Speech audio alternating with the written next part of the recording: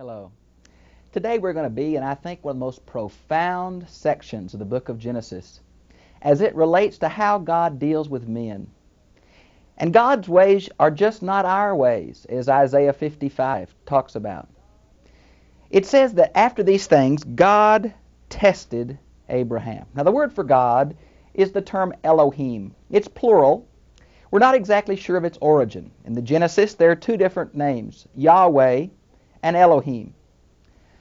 Modern critical scholarship has assumed this is two sources.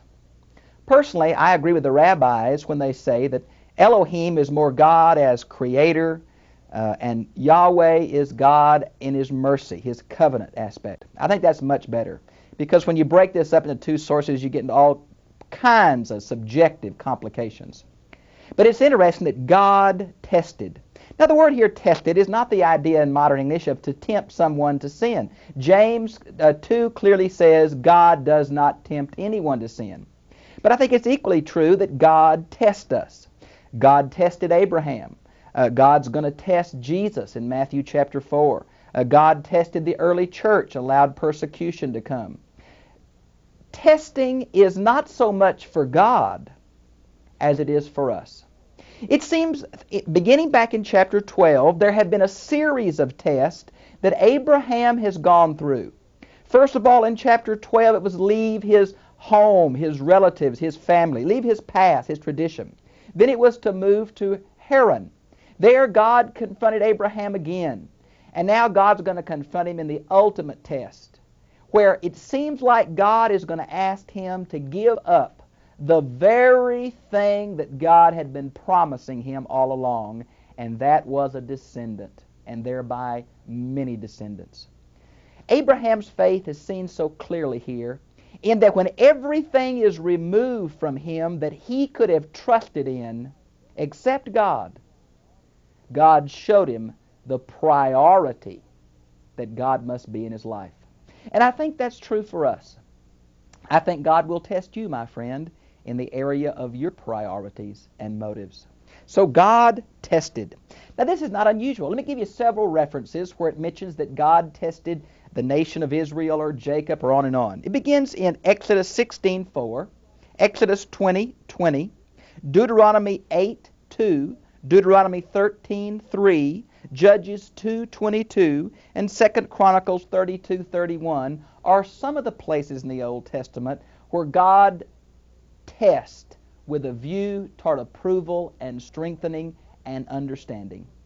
Now, God tested Abraham. Now, of course, Abraham changed it from Abram to Abraham. Abraham means the father of a multitude, which, of course, is in line with the covenant promise of 12, 15, 17. But now God's going to ask him to sacrifice the very one that's going to make him the father of multitudes. We see clearly into Abraham's heart, but almost beyond our ability to understand.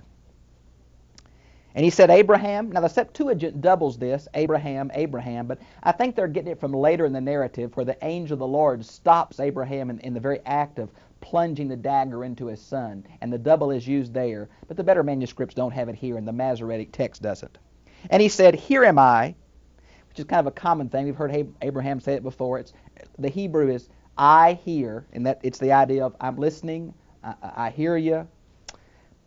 And God said, take now, listen to this series now. It's structured to bring the pathos of what God was saying. Now take your son, your only son, whom you love, Isaac. Now catch that flow, repetition to bring in the intensity of what he is saying. To the land of Moriah, and offer him there as a holocaust, a burnt offering on one of the mountains that I will tell you. Now, Moriah. That's a beautiful name, Mount Moriah. There's been a lot of discussion about its particular etymology. The Vulgate and the Samaritan Pentateuch translate it as vision, the word vision. The Targums translate it as the word worship. The Septuagint translates it as the word high. Some very good commentators have said it means, number one, to be shown of Yahweh. Yahweh will point the mountain out. Or the chosen of Yahweh. Or the place of the appearing of Yahweh. Now I think this place of appearing probably is what's correct, because the only place the word Moriah is used is 2 Chronicles chapter 3 verse 1. It's the place where Solomon's temple is going to be located. But it mentions there it's on the site where God appeared to David. Now there's two possible references. Some say it goes back to 2 Samuel 24:16. But I really think it goes back to 1 Chronicles 21:18 through 30. Now, Abraham offering Isaac is not mentioned in this context, but I think it was so well known that it was implied. So God had appeared here several times, first to Abraham, then to David, and he's going to appear to Solomon. So it became the place of God's appearing, I think.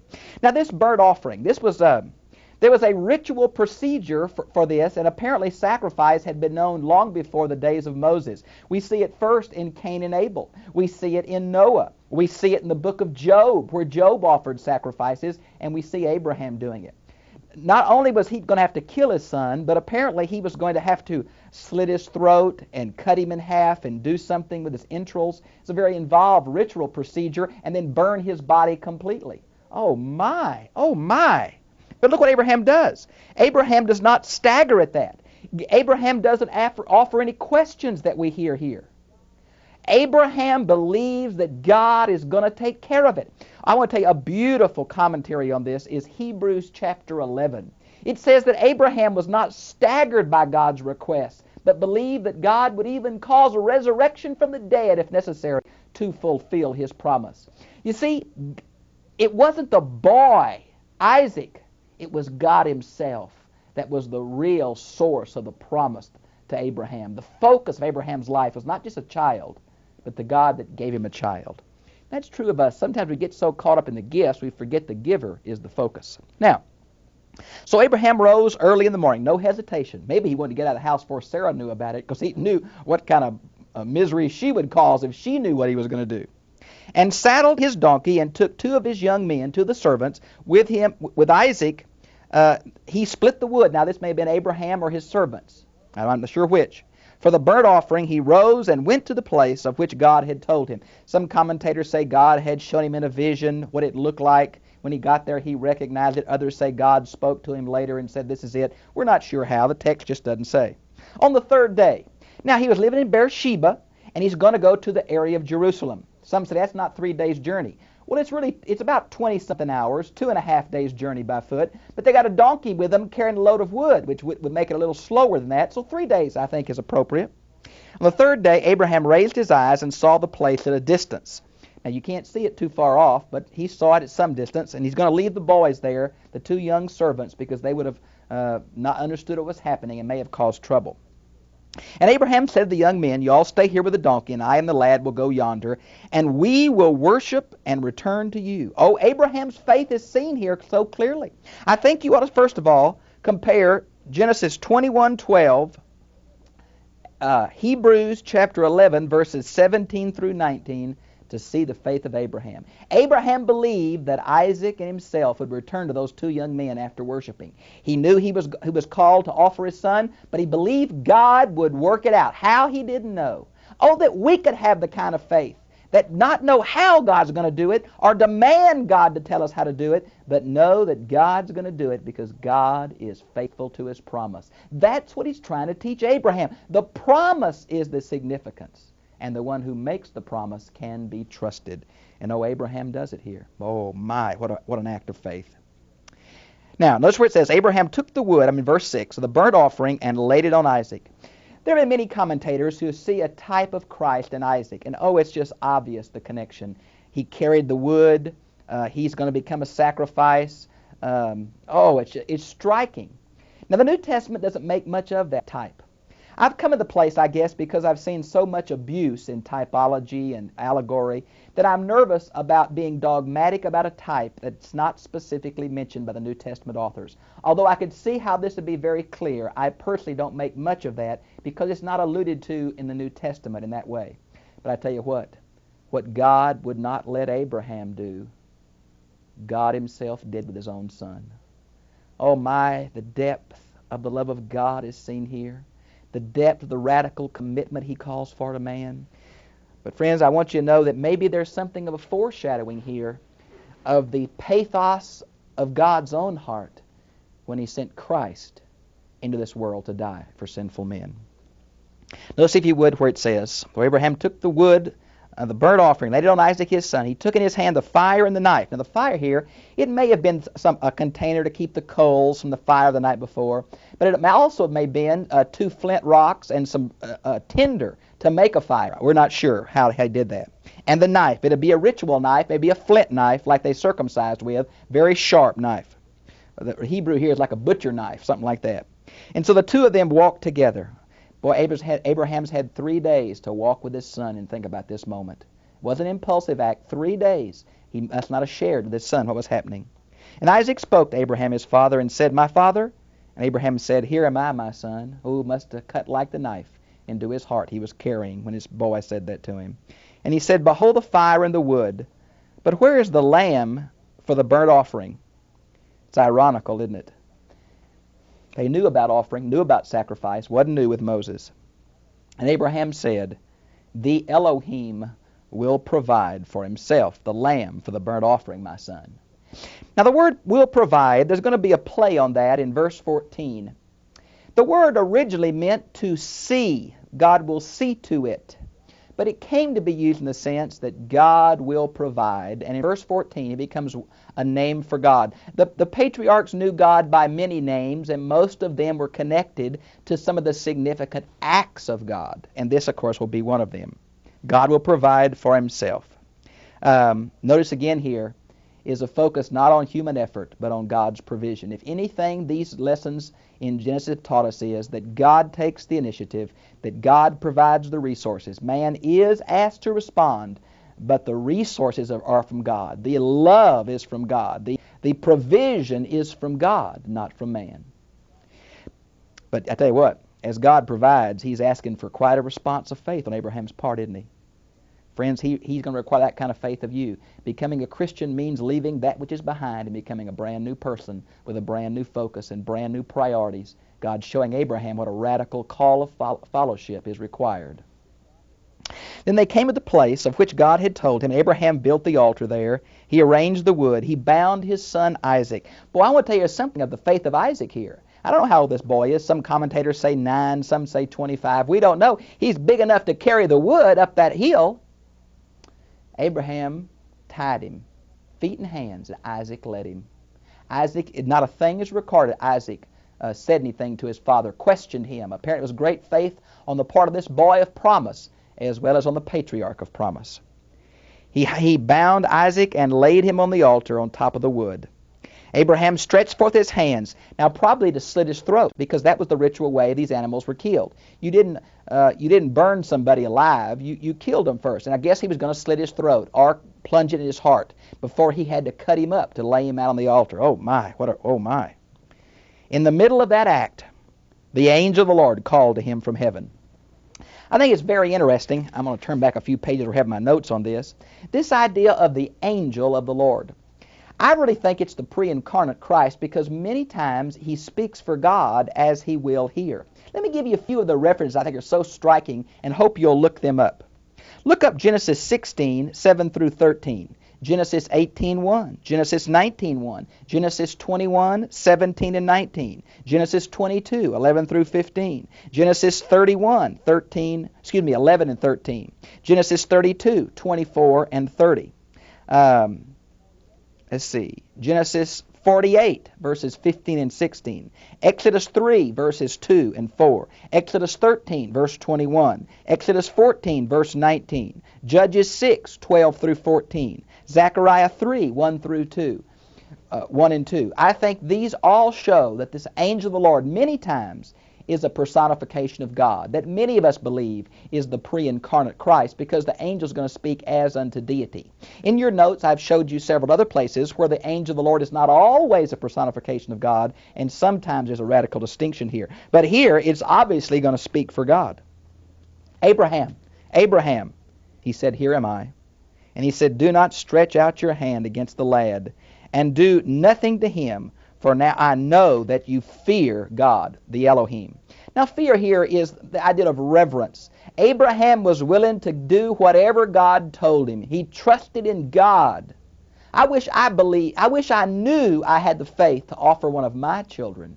You say, yeah, but human sacrifice is not God's will. Well, that's true, and we learned that from the Mosaic legislation, but Abraham didn't know that. For there was human sacrifice in Mesopotamia and in Canaan, where he was sojourning. He did not know it was against God at that point. It seemed to be against everything God had promised him. It seemed to be against the character of God. But Abraham trusted God. Friend, do you trust God like that? Do you have a faith that's not conditioned on your pre-understanding or your circumstances or your ability to understand why? Abraham was forced to trust God. Now, you have not withheld your son, your only son, from me. The thing that God asked Abraham to do and stopped him, God will do himself in Christ. Then Abraham raised his eyes and looked, and behold, behind him a ram was caught in the thicket by the horns, and Abraham went and took the ram. Now you can get so allegorical here. Some say this shows the crown of thorns of Christ. It gets a little wild here. Be careful that you're looking to see what the author understood to be saying and not reading too much of the New Testament into this without New Testament background. The best commentary I've told you is Hebrews 11 and 12. Now, this ram, God didn't say sacrifice the ram, but Abraham does it in thanksgiving to what God has done. Notice he said, offered him up in the place of his son. This possibly foreshadows the sacrificial system where animals take the place of human being. Now there it's for their sin, or in the sense of fellowship meals. Here it's to offer a sacrifice. And Abraham called the name of the place, the Lord will provide. Now that goes back to verse 8. It's really the word see, but it's the word will see to it. He will see to it himself. He will take care of it. He will determine the circumstance. He'll provide for himself. He doesn't need me. That's the idea. This is very similar to what the angel of the Lord did to Hagar when he showed her the well, right? Gave her something to drink. Yes, in these times of crisis, God is there. And it is said to this day, which means we're writing much later than Abraham's day, in the mount of the Lord it will be provided. Oh, friends, I don't know how far I can go on this, but I want to tell you what seems to me to be an arrow of red pointing to the death of Jesus Christ. God's going to provide another lamb on this mountain in another day that'll be the substitution for all the sins of the world. Oh, my. Now, in verse 15, then the angel of the Lord called Abraham a second time from heaven and said, by myself I have sworn, says the Lord. Notice the angel speaking, he says, by myself I have sworn, says the Lord. There's obviously the angel is the Lord. The covenant name for God, Yahweh, is used here in verse 16. Now you might want to see Hebrews 6, 13 through 18. The author makes a big deal out of God swore. Now he didn't swear other times, but he swore this time by himself, which is the greatest thing to swear by, that he was going to do something for Abraham. And this is what's mentioned in Hebrews 6, 13 through 18. You ought to read that. Hebrews in the New Testament, the book of Hebrews, is the best commentary I know in a true understanding of the purpose of the Old Testament, along with Galatians 3. Now, because you have done this thing, have not withheld your son, your only son. Now, God didn't bless Abraham because Abraham did this. God had already counted Abraham righteous, as we saw in the previous lesson back in chapter 15. This is the growth of Abraham's faith, but God is so pleased with his growth. Now, indeed, I will bless you, and I will greatly multiply your descendants as the stars of heaven, as the sand on the seashore. Your descendants shall possess the gate of their enemy. Here's that emphasis again on a mighty nation. Whether it's sand or dust or stars, God's going to provide it. Now, dust has been mentioned back in Genesis 13:16 and in Genesis 28:14. Stars have been mentioned as the metaphor about the multitudinous aspect of its descendants in Genesis 15:5, Genesis 26:4, and sand is also found in Genesis 32:12. Now, so his descendants are going to be many. They're going to possess the gates of their enemy. Now, the idea of the gate of a city was the strong. If you could burn the gate, you could get into the city. So gate became the center of the administrative justice for a city. To control the gate meant to capture something. This same allusion Jesus used in Matthew 16, for the gates of hell shall not prevail against the church. Now, here he says that Abraham is going to defeat his enemies in a metaphor that Abraham would have understood. Now, and in your descendants, in your seed, all the nations of the earth shall be blessed. Now this verse 18 is very interesting. There is a play here in the Hebrew between some of these covenants where the reflexive form is used, which means will bless themselves, and the passive form, which means shall be blessed. Now, this particular account, along with Genesis 12, verses 1 through 3, and this account here, it's obviously passive, that they are going to be blessed. The nations are going to be blessed by the seed of Abraham. Now, in Genesis 26:4, it seems to be the reciprocal idea, or excuse me, the reflexive idea of where the nations will bless themselves. Now, what is that saying? God, and this is what Paul's going to pick up on the idea of the seed of Abraham being the Messiah. Now, I don't think Abraham understood that because the word seed can be singular or plural. God seems to be telling Abraham he's going to be father of many nations. Paul saw in that the promise of the Messiah that would bring all the nations to God. And I think you've got to see the Old Testament, God's dealing with all men in his promises to Abraham, as well as making a unique people for himself. Really, the people he made for himself were to be a kingdom of priests to bring all the world to him. So God chose a man to choose a nation, to choose a world. Oh, hallelujah. The universal love of the only God. Now, notice where it says, because you have obeyed my voice. Obedience is crucial. You ought to see Luke 6:46. Now, so Abraham returned to his young men, and they arose and went together to Beersheba, and Abraham lived there at Beersheba. Now, Beersheba is, of course, south of Jerusalem, and Abraham stayed there a long time. Now, verses 20 through 24 is somewhat unusual, because what we have here is a little biographical situation about Abraham's brother and the kids that he had. It almost seems that someone traveling through the region happened to find Abraham and happened to know his brother Nahor and mentions about the family. Now, the significance in this is that the members of Nahor's family are going to impact Abraham's son Isaac's life. Rebekah is going to be mentioned.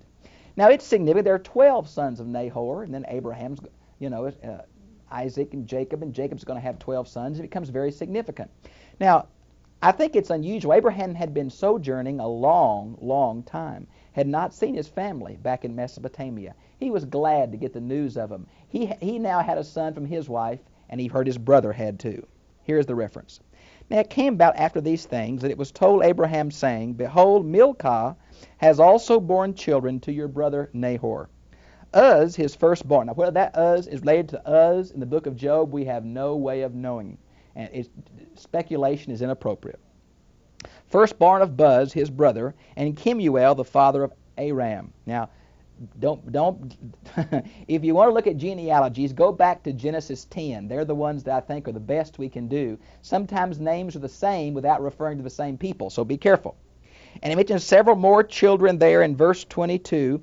And Bethuel. Bethuel means man of God. Obviously a man of great piety and faith like Abraham.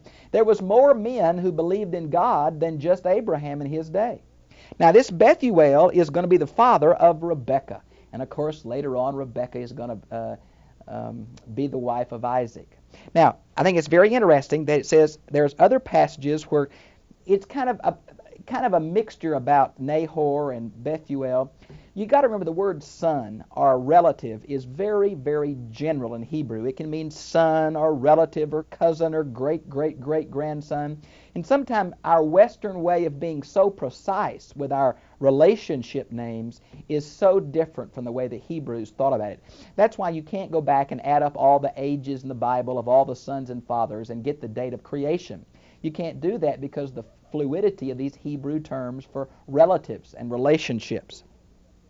Rebekah. I was interested. I looked at this word in a special dictionary in Hebrew called the BDB, which is Brown, Driver, and Briggs. It's kind of the Bible of Old Testament words.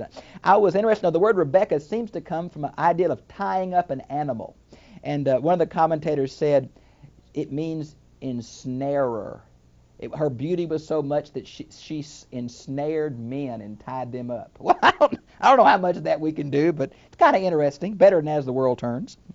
And These 8, Milcah bore to Nahor, Abraham's brother. Now in verse 24, we have something that fits right in the culture, a concubine. And I have mentioned to you that for a long time scholars said that Abraham's stories, they're just made up. But friends, the more we have archaeological discoveries, the more we find that Abraham and Job fit exactly in the 2nd millennium BC, particularly with the Nuzi find that showed us the Hurrian culture and the Suzerain Hittite treaties have really shown us how much Deuteronomy and Abraham's life fit right into the age in which they were written. And I think that's so important. So here we have a concubine whose name was Rumah. Now there's 2 different words. Some think this means raised. She was raised up from a slave to a concubine. But another derivation of the same word, which is really closer etymologically, is the word for pearl or coral. Means she was kind of a decorated lady. Also born, you have some more Hebrew names there, and these names always kill me, same way they kill you. The rabbi, I was going to mention to you, the rabbis say here at verse 24, when Abraham got home from this offering of Isaac, he told Sarah what he had done. And the rabbis say that Sarah cried out loudly 7 times and breathed her last and died. Now, I don't know if we can get that from the text, but in chapter 23, we're going to talk about Sarah dying, and the rabbis connect Abraham telling her this story with her having a heart attack and dying. But I think that's a bit fanciful. Well, I think it's a beautiful story, and the last few seconds, I just want to say to you, I hope you'll read back through this. Put yourself in Abraham's shoes. Would you have that kind of faith? I want to tell you it's true that God always comes to us in grace, but He asks for a commensurate response on our part, a response so qualitative and quantitative as to change our entire life, to change our dreams, our plans, our goals, to make Him the sole object of our trust, not our resources or the material world in which we live. I hope God's doing that for you in Jesus Christ, that God's Spirit is turning your heart completely from the things of this world to the things of God. A faith that is not tied to circumstance. Oh, what a God we have. How much He loves us. But He calls on us to love Him.